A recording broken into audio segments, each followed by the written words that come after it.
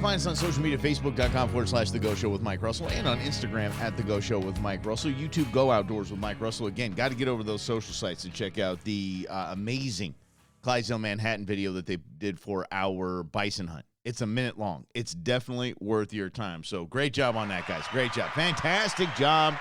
Yeah, you know I got my sound machine with me when I start goofing around like that. We do appreciate you being here, and it is a weird time. It really is, and it's been a weird time, obviously, for the last almost 2 years now. And a part of that weirdness was the run on ammo, ammo shortages. And a while back, we played some little piece from the Remington CEO saying that we're making ammunition as fast as we possibly can. We're dealing with local regulations. We're dealing with shutdowns. We're dealing with employee shortages. But we are still cranking out a record number of rounds. And that's awesome. That's good. But what has that done? That's made people still run on ammunition, and prices have gone up, and it's absolutely unbelievable. I still owe Arizona Elk Society, Steve Clark, a box of ammo that they let me use their bison gun, their Ruger 1, and I am telling you, it's not easy to find. It's still on back order. So, and I'm paying, I think, $75 for the box. 75 bones for the box. I'm still blown away by it, but you know what? If somebody loans you a gun that awesome and you put some rounds through it, you replace the box. It's a lot like borrowing somebody's truck. You borrow somebody's truck, you wash the thing, and you fill it up with gas. Minimum fill it up with gas. And I remember the first time I borrowed my grandfather's truck. It was a long bed, single cab Silverado. And I was, I was just trying to get into the radio industry. I was trying to make ends meet, and, I didn't have a ton of dough, but I found a desk that I needed to set up a home studio, and I went and I got it. And I remember stopping at, I think it was like Circle K or something like that, starting to fill up. And I went inside, got some coffee, came back out, and it was still going. And I was at like $75 and thinking, oh my good, what is this? And my grandfather was like, yeah, I got a 35 gallon tank. Oh man.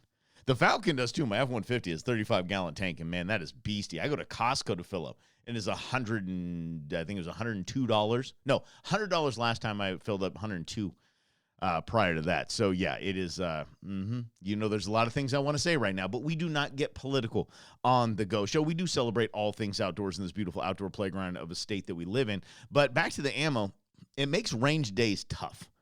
Range days are really tough when ammo is so expensive. As a matter of fact, on Thursday, I got the alert that it was range day. And Rob Hunter's on vacation, but Rob and I once a month go to the range. And I was like, oh man, I'm missing range day. But my thought was, hey, wait, I'm saving money because I'm missing range day. Oh yeah. Can you imagine? So let me just say that right here in Arizona, we have great outdoor ranges, and it's called the desert. Yeah. But we have actual firing ranges. We actually firearm ranges that we have in Joe Foss. I think it's Joe Foss, right? And then Ben Avery. Ben Avery's fantastic. Ben Avery's fantastic if you're a rule follower. Yeah. Actually, both of those are fantastic if you're a rule follower, because I'm telling you, you all know the infamous yellow line.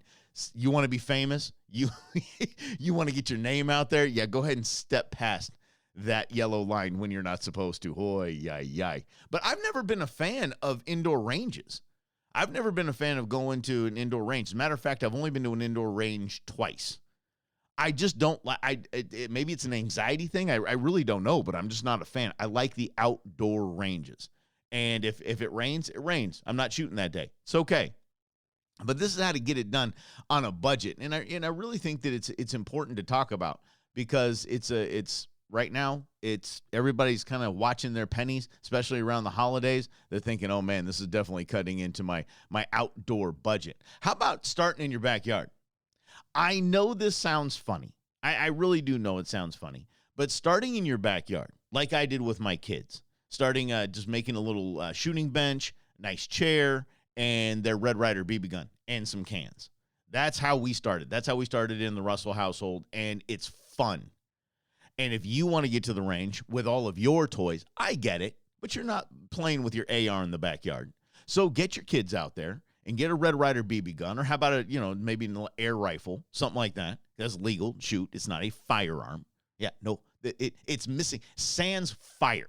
Okay, so and by the way, it's still dove season and 24/7, 365 Euro and pigeons. So if they land in your backyard, you have a snack or you have dinner if you keep the collection going. Yeah, but starting in the back is fun.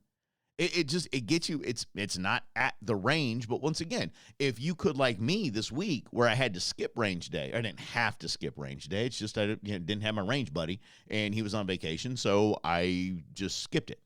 And I thought, wow, I'm saving some dough. Could you imagine being out there with your kids? You're like, this kind of feels like I'm at the range. Got my range bag, got my Red Ryder, get the BBs. I'm loading them up for the kids, and they're having a great time. We're knocking cans down. That's a range day. It really is. I know it sounds funny. It sounds childish, but I mean, like I talked about last week when I was doing the gift-giving episode. How about it? How about video games? Yeah, it works. I'm telling you, it'll get you a little fix. Trust your Uncle Mike on this one, all right? Now, ammo consumption is people's biggest fear for a budget range day, right? Or a not budget range day.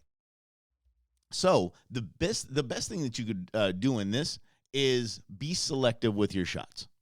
Obviously, well, not obviously. If you want to do it because it's America. If you want to go out and you want to load 30-round magazines and just light it up through your AR, that's totally okay. That's you get on it. But I'm talking about 5.56 and 2.23 aren't exactly plentiful yet. I mean, it's getting better, but it's not exactly plentiful. So I'm talking about like the 357 mag and the things that are a little harder to find, at least in bulk. This is where you want to focus more on your form. You want to focus more on, I'm not just going to stand here and send lead downrange into a target. I'm actually going to work on different positions that I would probably be shooting from in a home security environment or in a hunting environment. But this is the way to work on different things. And what that does is it slows your pace down on ammo consumption. It slows it down quite a bit. And I mean a lot. So if I'm out there, I'll just use I just mentioned the 357. I'll use my 357 revolver. So if I've got six rounds that are loaded in the cylinder, and I'm working on, okay, I would probably, if I did come out of my room, I would be coming out this way. This is where my body would be positioned. This is where the firearm would be. Okay, this is how I'm going to practice right now. Boom, one. Okay, now if I'm now progressing through the hallways of my house, now I'm in this position. Boom, two. Instead of pop, pop, pop, pop, pop, pop, pop. I don't know if that was six. You feeling lucky, punk? Thank you. No, I really think that takes time and slows down, especially if you're dealing with a rifle in a situation where you want to hunt. Yeah, find different ways. You get down in a one knee position, standing up, side, this way, that way. You're never in the same position when you're firing out in the field. Never. And don't underestimate, and please do this at the range. I don't get into the truck, and I learned this from Tequila Jim.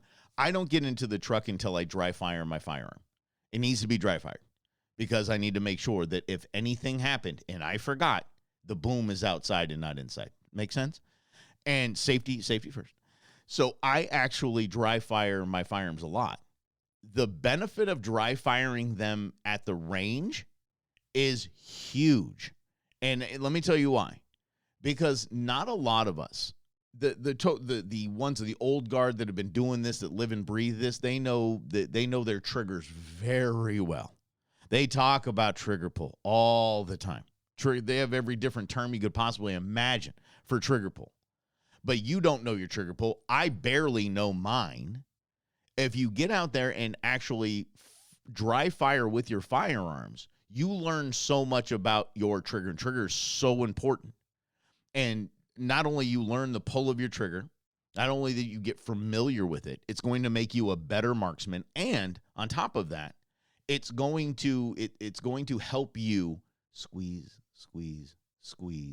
pop, not boom, pull. Right. All right. And that's so important. So there's a lot of things you can do to kind of keep it budget friendly when you're talking about range days. And that's just slow down a little bit, work on your form and different stances and positions. It is duck season, believe it or not. You can actually go hunt duck here in Arizona. A couple of tips, especially when it comes to weather. It's coming up next right here on The Go Show. Stay right there.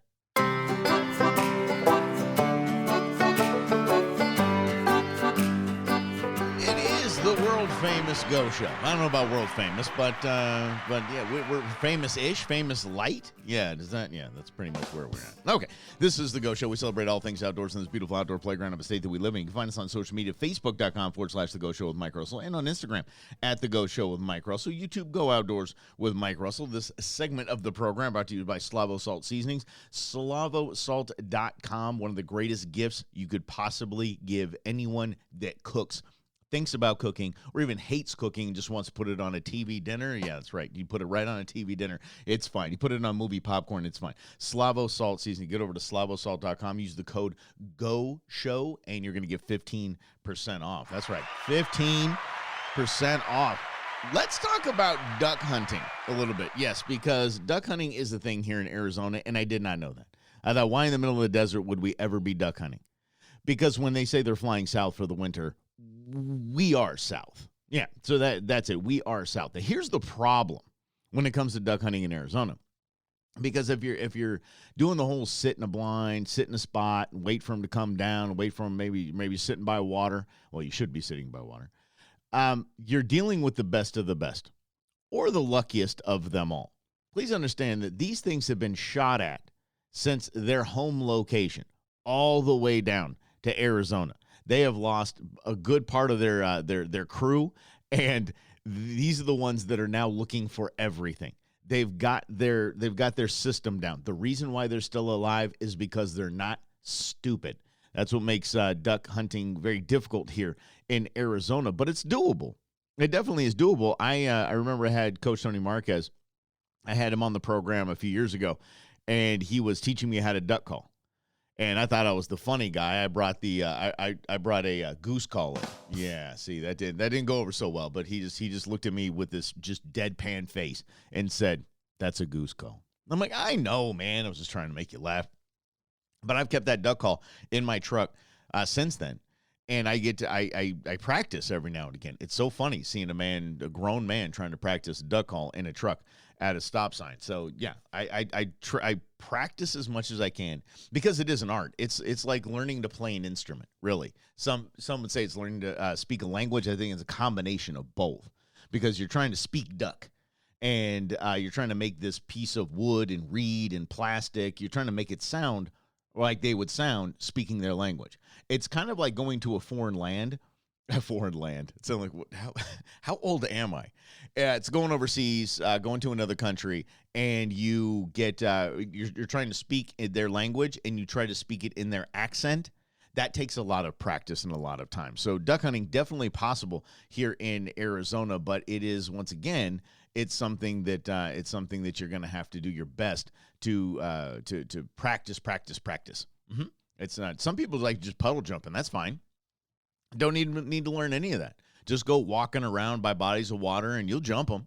You'll definitely jump them. So, but that's a lot like pheasant hunting. So, obviously, safety. Watch where you're at. Watch your shooting lanes, because those shooting lanes present themselves quickly, and you need to assess and then fire. But what about types of weather? Because we had some different weather this week. Thank goodness we had some different weather this week. And by the way, what is it? I ask this question a lot, and I don't get a lot of answers. Maybe people just roll in their eyes and go, yep, that's sure as heck how it is. It's funny to me, people like, we need rain here in Arizona. We need rain. And then we get rain, and it's like, oh, man, when will this rain stop? Or like, oh, man, I can't wait till the winter months. Oh, my gosh, I want it to cool down. I'm so tired of this weather. And then winter months are here, and it's like a high of 50 degrees, and like, oh my goodness, I want May to be here. Yeah. Be happy with your weather, Arizona. It's fantastic. We love our weather. But let's talk about weather while you're duck hunting. Gloomy days, overcast days, the best, hands down. It is it. Like, that is you get a weather alert on your phone. It says it's going to be overcast all day, cloud cover. It's going to be cold. You call in sick. Boss, I got a bit of a sniffle. I just thought of this. because I'm not a fake sick kind of guy. But if you were to do that, you know how nuts that is in these times? It might not even be worth it. I don't care how good the conditions are to go duck hunting. Could you imagine if you call your boss right now and say you have a cold, there's now protocol that you got to go through. You've got to get a negative COVID test. You got to stay home for 10 days, all this crazy stuff. If you just fake sick, yeah, no more faking sick. That's terrible. Yeah, I meant to do that. But hopefully it happens on a weekend and you have the day off and you can get out there and go. This is just a good day to duck hunt. There's cloud cover. The ducks fly lower, a little later in the day than they normally would. So, you know, when I say later in the day, I mean like probably a half hour to an hour later than they're up and around. And it's a good day. That's it. That's the day to hunt. And it's the way to go. So gloomy days, way to go. When it's soup's cold. And I mean super cold. And I mean there's like maybe a little bit of ice on top of the water that you're hunting by. Yeah, that's a tough one. I remember last time I was out with Tony Marquez at Desert Creek Sportsman's Club. And we're sitting in a blind. And it was so cold. He goes, can I scoot over a little bit? I'm like, no, man, come on. Get over there. We're not going to cuddle. It was that cold. I mean, it was freezing. He had his waders on, so it was just basically just cold rubber and his skin. Oh, I couldn't imagine. I had my Under Armour gear on. That's the lining is made of genuine Muppet. Yeah, it's very, very warm, and I was still freezing my nalgas off. It's crazy when you go out there, and I do recommend getting out there. But it's crazy when you go out there in the winter months because you leave your house, it's like 40 something degrees. And like I just need a light sweatshirt. I'm good. I have it great.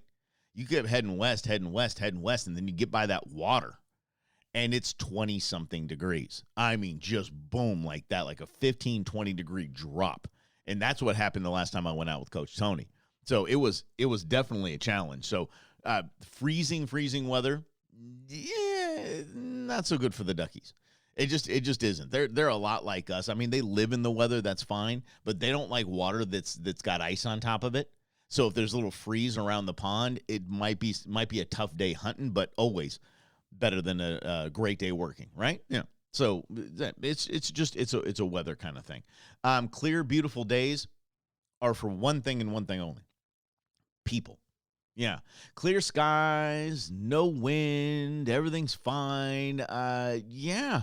It's not really a duck world. They're just moving and cruising right to. They're basically seeing that as a good travel day. They're seeing that as let's just get up, get scooting, and keep going because there's nothing stopping us. We got full bellies, and we are on our way down south. So that's Still, once again, a bad day duck hunting better than a good day working. So if when I'm talking about a bad time on clear days and they're for people and not ducks, that might mean you might drop 3 or 4. Yeah, 2 or 3. You're still going home with a full meal or 2. So it's still a thing. I don't want to dissuade you by any stretch. Actually, yeah, stay home. Stay home on those days because I like to hunt on those days. Yeah. Oh, but don't look if you're here from the southern states, if you're here from a place where you do a lot of duck hunting, understand, and I say this at every turn, when we talk about pheasant hunting, we talk about duck hunting, we talk about big game hunting, fishing even. If you've moved here to Arizona, it's a different game. And I'm not saying like we're better or we're better hunters or anglers than you. No, not at all. No, I'm not. You are probably much better than me. So I want you to understand it's just a different game. It really is. And it's something you're going to have to learn. It's going to be frustrating at first, but I want to manage your expectations because I don't want you to stop doing it. I don't want you to think, oh, man, duck hunting here is just so hard. I mean, we'd live it out in an hour back home in Louisiana. And, it's just not that way here. It's a patient game. It's a student game. I think it adds to the fun. Don't get me wrong. I love going to a nice hunt camp where maybe some kind of guided type of deal where you just get out there and you get on them. I love that. There's nothing at all wrong with that. I'm just saying that if you're here and you're new, that it's just a different program. So manage your expectations a little bit, especially when it comes to duck hunting, because this isn't like being up north where there's just mad flights and you're just popping up and just pop. and dropping them out of the sky. It's not the way it works. They're few and far between, but when they get here, you can get them if you study and you practice. Especially the practice part. I can't emphasize that enough because it's key to duck season here. But what you know me, I've always encouraged people to start getting people into the spirit. Take a newbie. Let them try it, okay? How about some super easy hunts for that newbie? Maybe the person that's visiting from out of town during the holidays, never hunted before. How about some super easy hunts that are convenient, they're local, and it's going to help you recruit for the next generation or even the current generation, just adding to the North American model of wildlife conservation. That is coming up next right here on The Go Show. Stay right there.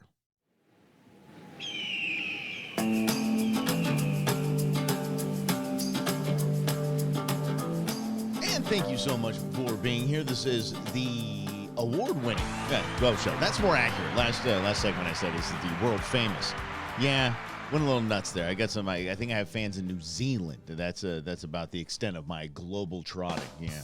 So this segment brought to you by Arizona Elk Society. Get over to ArizonaElkSociety.org. Find out how you can volunteer and get involved next year and just do the most for wildlife conservation. You do Heroes Rising Outdoors, taking care of those that are taking care of us, and you can get into water for wildlife as well. Yeah, getting that's running water up north because it's there isn't. I know it's rain, but I mean there's not a lot of rain, so you need to get all the aminals up there taken care of. Let's talk about getting a newbie going. I've talked about this several times over the last 8 years of this program, and I talk about the ways to get people out there with you and not really what to do. I mean, we talk about dove hunting all the time, and I will to this minute tell you that dove hunting is the best way to get somebody into the world of hunting. But there are different hunts. There are different things that you can do. And once again, I always say this. If you have guests from out of town or you have someone at work that's showing a little bit of interest,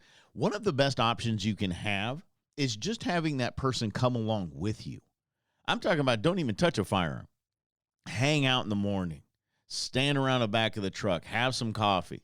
Freeze a little bit. Be cold. Ooh, sit around and, spin yarn a little bit about previous hunts, like we do. And then they see the vibe of it. They don't see us working ourselves up into a frenzy of just salivating, ready to go kill something, which I think is a lot of the image that a lot of non-hunters have. Of hunters, that we're just bloodthirsty. We just want to go shoot something. So we just want to go kill something. And that's not the case. And we all know that's not the case. And it's good for them to be able to go see that this is just kind of a really mellow vibe. It's kind of just bonding and hanging out and having a good time. This is okay. This is kind of cool. This is something that I can get behind. So that's a first step. I just love that idea because they're not nervous. They're not like, oh, my gosh, he's going to want me to kill something. I don't know if I'm ready to kill something. I don't know if I like this. And once again, their mind is in the bloodthirsty hunter kind of vibe, and that's not where it should be. So let's talk about the actual hunts that you can take them on when they're ready to go. And one of the articles I found in doing the research on this is it said I'm going to give you this headline, and I hate this headline. Hunting for beginners. 7 hunts ideal for first-time outdoors men and women. Yeah, that's a fail there. That just absolutely is a fail. I hate that. I hate the assumption that women aren't already in the outdoors. Women in the outdoors is the fastest growing segment in the outdoors. And we don't want that, men, because they're better hunters, they're more patient, and they're better shots. Period. I'm kidding. Of course we want them out there, but contributing once again to the North American model of wildlife conservation. But just because you're assuming that somebody's new to the sport doesn't mean they're female. So I don't like that. I wish that our media world, our outdoor media world, would just walk away from that. Especially top 10 guns for women. My wife shoots a .357 mag revolver. Yeah, for women, my tookus. So let's jump in this. Here in Arizona, it's wonderful. There are actually 365 hunting days. You can hunt 365 days of the year here in Arizona. There's always a species to hunt. So there's never an excuse to, well, let's wait till the fall and see if we can get you out there. No, you can rabbit hunt year round.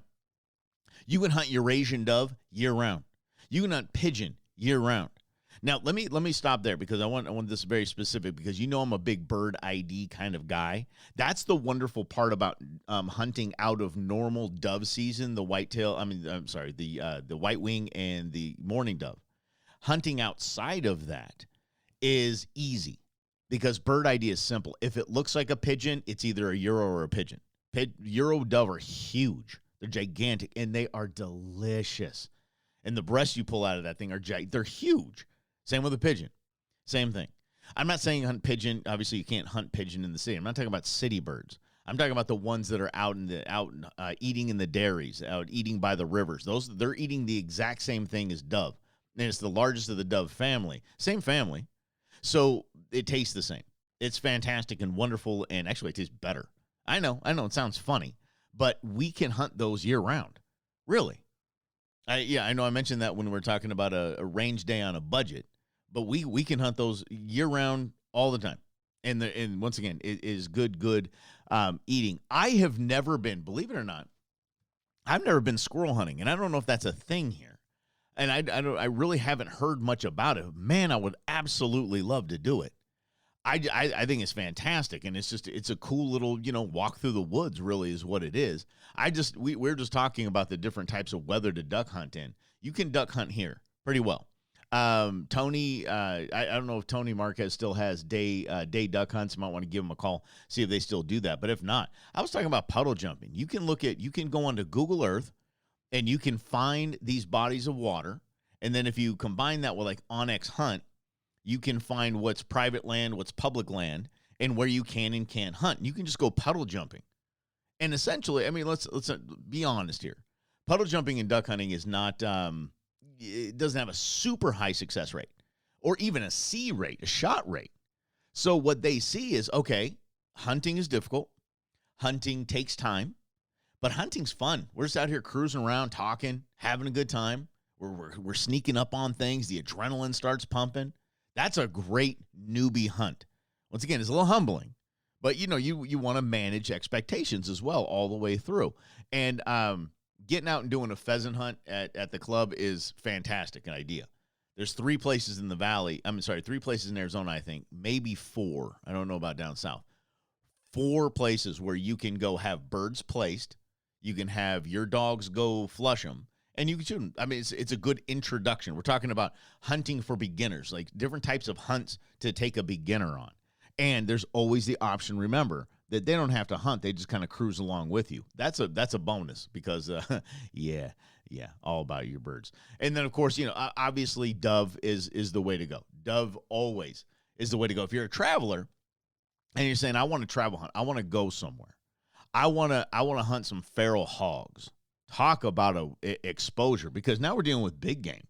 Now we've graduated from the ducks and we're now on to big game. And these hogs are fantastic. These hogs yield a lot of meat, and these hogs are it's a big jump. But yeah, I remember I took Rob Hunter, and once again, I encourage you to get over to our social media sites, facebook.com/The Go Show with Mike Russell, Instagram at The Go Show with Mike Russell, and on YouTube at Go Outdoors with Mike Russell is our hunt video from the bison hunt. And I remember because Rob's still a new hunter, I've taken him bird hunting. He's harvested some birds. So he's got that down. He liked it. He enjoyed it. He understood it more than anything. He was like, yeah, I just thought y'all just came out here and just started shooting stuff. But you guys, it's a process. It's a bonding thing. He liked it. When I knocked the bison down, and we're basically waiting for the bison to expire, it had died. But then, the nerves kick in, and there's a little twitch here and there. And he had this look about him. I was standing right next to him. And I knew he was going to hunt feral hogs later that day. And I didn't think he was going to anymore when he was watching this. And once again, I'm a newbie pro. I'm a take a newbie Jedi. And so I'm just standing right next to him, and I'm explaining what's going on and what's about to happen. And he said, I think he said at one point, he's like, I don't know if I want to go pig hunting right now. And I'm like, okay, man, take your time. Maybe do it tomorrow morning, something like that. Maybe we won't do it at all. It's no big deal. No big deal. And if you don't want to, I'll go hunting. I'll take your pig. It's all good. So about 10 minutes later, I said, how you feeling? He goes, I'm good. I'm ready to go. Let's go hunting. And I loved it. He took that step up to big game, and it was a pretty quick step. So when I say feral hogs, if you're traveling through Texas or you want to go, or maybe you're going to visit family in Texas, maybe you're going to that because they got them everywhere. Soon, I forget the year, but feral hogs are going to outnumber cattle in Texas. It's that big of a problem. So it won't be hard to find a hunt. If you're going to Texas to visit family, friends, whatever, have them look it up, or you look it up online, ask them if, you take a day trip out there and knock down some feral hogs. So big beasties out there too, yielding a lot of meat. So, and then that's the end of it. So the hunts for beginners are important if they go with you and don't hunt. If they go with you, hunt, and don't have success, but you do. And if they go with you and hunt and have success, it doesn't end in the field. I want you to bring that back, and I want you to process it with them, and I want you to cook something, and show them the entire process. It's a little speedier than we usually deal with, but it's worth it every single step of the way. So take a newbie as best you can. And I'll send you over to our podcast. Take a Newbie is a conversation that I've had with all of you a lot, because I want to. And I'm going to keep having it until everybody starts taking newbies at least once a year. I took a whole pack of them this year. I'm going to take a whole pack of them again next year because I want everyone to enjoy what we do. How about buying gifts from a company that gives back to the outdoors? You might get a pen and paper ready because I have some cool companies that do some cool things. It's coming up next right here on The Go Show.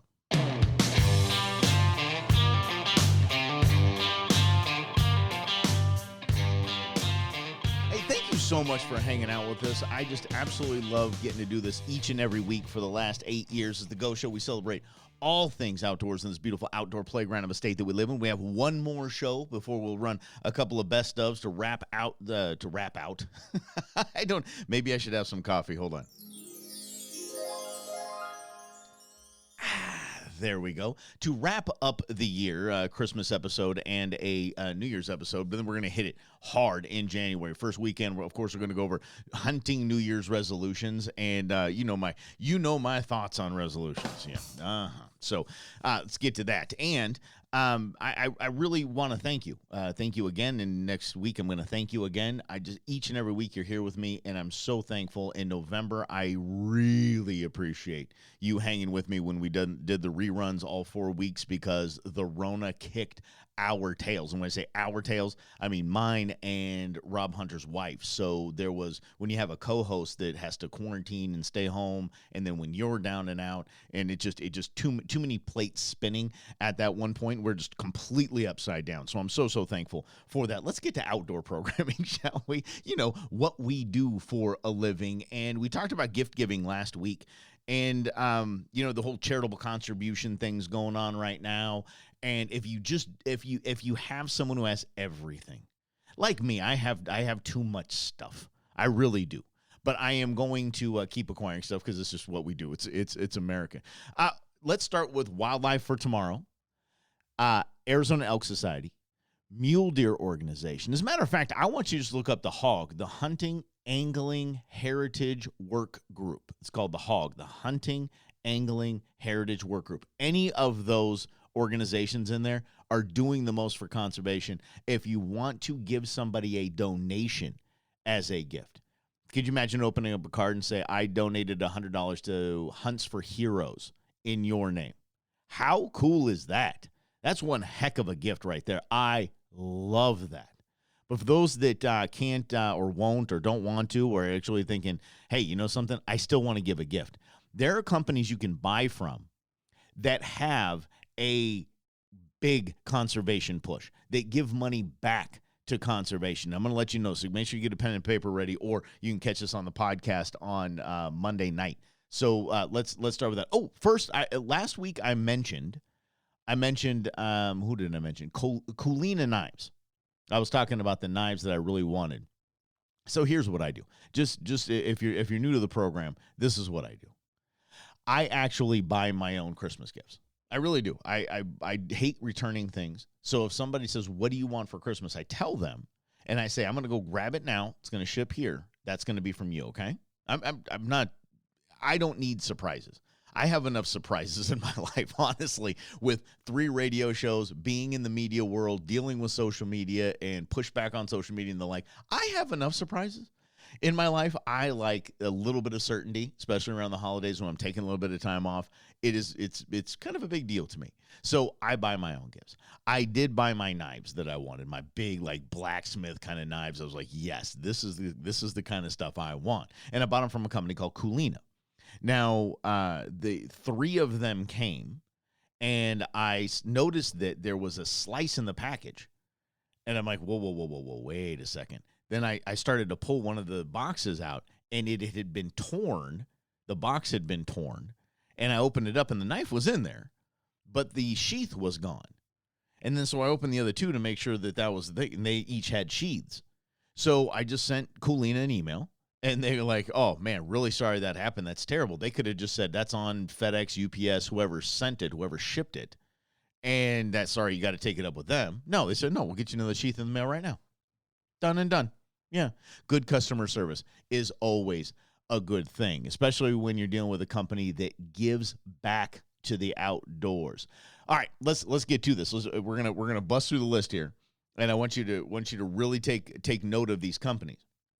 Because if you have somebody that's into the river waters, fly fishing, obviously they know the brand Sims, and that's SIMMS.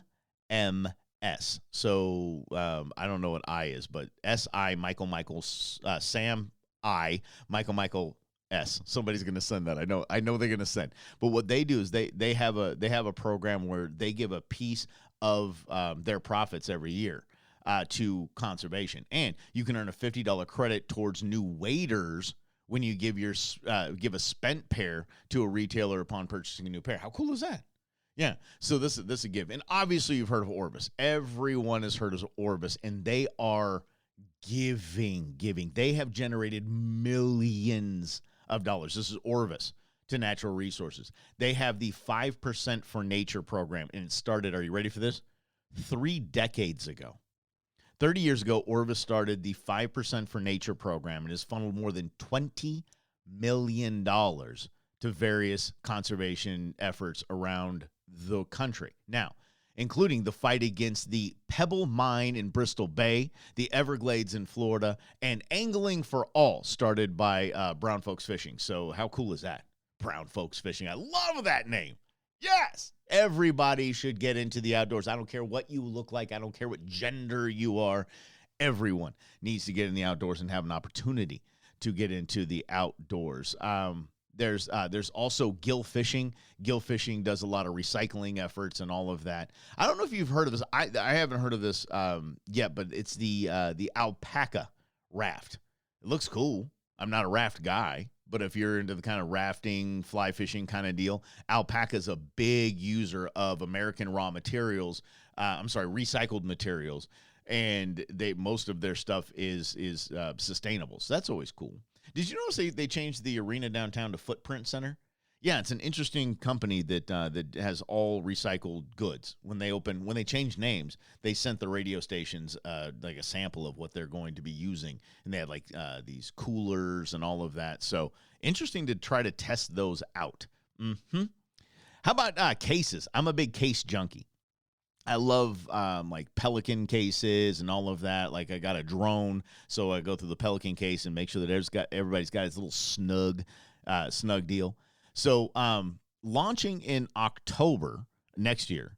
It's launched this past October. I apologize, last month, 2 months ago. Hello, Michael. Come on, get some coffee, buddy. There you go. Instead of making a case for each gun, Core makes one case for all of them. The interior can be formed and all of that. I mean, you can fit a lot of gear into one. I'm looking at one right now that's got the rifle, the scope, it's got the binos, the bino case, it's got the rangefinder, it's got a knife in a sheath. It's all in one case, and that is a fantastic idea. A really fantastic idea. Have you seen these super cool dog kennels? And I'm talking about companies that are giving back to conservation or doing their most for sustainability and doing their most to limit their production but maximize their awesomeness. And this is one of them, the Gunner Kennels. Man, these things are cool. These things, they're just beefy. And keep in mind, I have made my entire back of my truck into a kennel. It's basically a dog kennel on wheels. So my boys are good with that. But Gunner gives back by matching what you give. If you add a Ducks Unlimited donation to your cart when you check out for the Gunner Kennels, in $1 increments, when you buy a Gunner Kennel for your bird dog, Gunner matches your money dollar for dollar. Don't need a new kennel? No big deal. You can still donate. Gunner also released their new limited edition Los Baños Flyaway series. Oh, that's such a cool name. That will benefit California Ducks Unlimited. Can you imagine how they've got to be struggling? Any of the California charities, outdoor conservation charities? Oh, my goodness sakes. And then one of my favorites that I didn't know was going to be on this list was Onyx Hunt. Please give Onyx Hunt to your favorite outdoorsman or woman in your life. I believe I pay $35 a year for it, and it's an app. All right.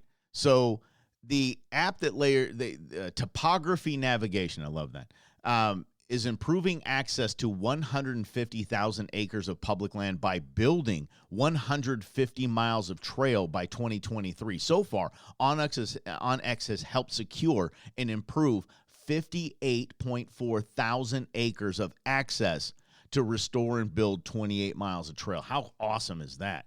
It's their Access and Stewardship Grant Program. Onyx Hunt is definitely the one. If you're looking for a cool hunting app for your peeps, yeah, that's the one to do it. If you got the dough, let me tell you something. Airstream has partnered with the National Forest Foundation, They planted 120,000 trees last year. Yes. And, yes, 10 Cup Mountain Whiskey. Now I'm in. There you go. They send up to $100,000 of its sales to habitat protection and sustainable fishing. 10 Cup. And Hydro Flask. Let's keep going. Hydro Flask is all about $2 million in trail maintenance over the last few years, and 10 Barrel Brewing Company. A portion of Real Good Summer Ale profit is donated to Trout Unlimited. Give back where you can. Give the gift to companies. Support companies that are giving back to conservation. 10 Barrel. I'm all excited about that. And 10 Cup whiskey. Well, I got a new whiskey in my, it's going to be right there. 10 Cup. Wow. I love that. I'm excited. Thank you for being here. We're going to be back next week with a live program. That's how we're doing it now. Yeah, that's how we're going to get it going. Thanks for hanging out with us. Have a great week, everybody. It's The Go Show.